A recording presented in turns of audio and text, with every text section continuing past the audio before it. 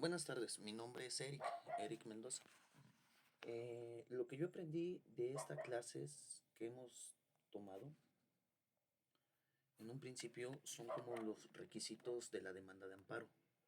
Antes de abocarnos en dicho tema, la cuestión para tratar una pequeña definición del derecho, que es un sistema de orden normativo e institucional que regula la conducta del individuo o de las personas dentro de la sociedad.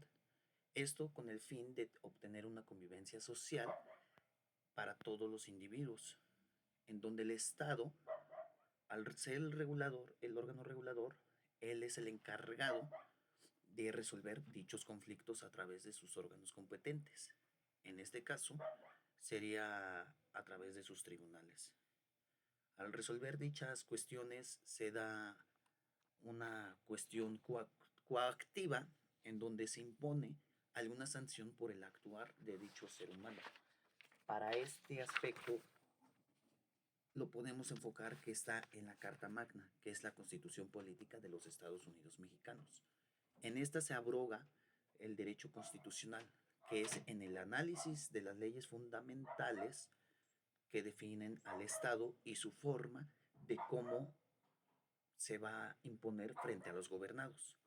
Para estas características son como unos reglamentos o son como unas indicaciones que todo individuo debe acatarse dentro de dicho estado.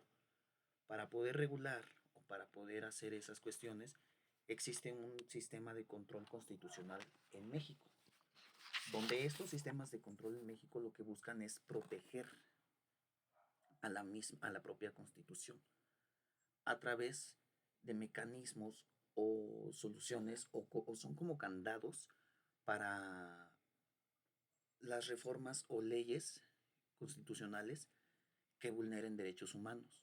Dichos derechos humanos están plasmados en la Constitución dentro de los primeros artículos. Uno de claro ejemplo es el artículo 1 constitucional que marca que todo individuo tiene el derecho y el reconocimiento a los derechos humanos dentro de nuestro territorio y fuera de también lo tiene, porque es una supremacía constitucional en el aspecto que México ha firmado tratados internacionales, los cuales se encargan de regular y darle más pauta a esos derechos humanos. Dicho mecanismo podemos poner como ejemplo el juicio de amparo, las acciones inconstitucionales, las controversias constitucionales, el juicio para la protección de los derechos políticos electorales y el juicio de revisión constitucional. Todos estos están abocados dentro de lo que ya se ha mencionado anteriormente. Para ser un poquito más específicos sobre el juicio de amparo es un medio jurisdiccional protector de los derechos humanos establecidos en la Constitución Federal contra actos o leyes de autoridades que violen derechos humanos.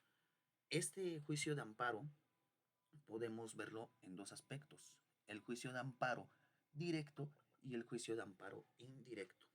La característica principal del juicio de amparo indirecto es contra actos que vulneren derechos humanos, pero siempre y cuando no haya alguna resolución de alguna autoridad. Es decir, que no le haya dado fin al conflicto. Y estos se tramitan ante el juez de distrito. Por otra parte, el juicio de amparo directo es donde ya hubo una resolución formal por parte de la autoridad. Sin embargo, ante la inconformidad o ante el aspecto de que el individuo siente que se ha vulnerado sus derechos humanos, lo tramita a través del juicio de amparo directo. Este juicio se va a través de los órganos colegiados de circuito, que son los encargados de tener la competencia a partir de la presentación de la demanda. Las partes del juicio del amparo es el quejoso, la autoridad responsable, el tercero interesado y el Ministerio Público Federal. Esto lo podemos encontrar en el artículo 5 de la Ley de Amparo. Como hemos dicho, para Manera de resumen, el amparo directo se interpone ante el tribunal colegiado de circuito cuando se haya agotado el proceso legal ordinario y se haya violentado algún derecho humano.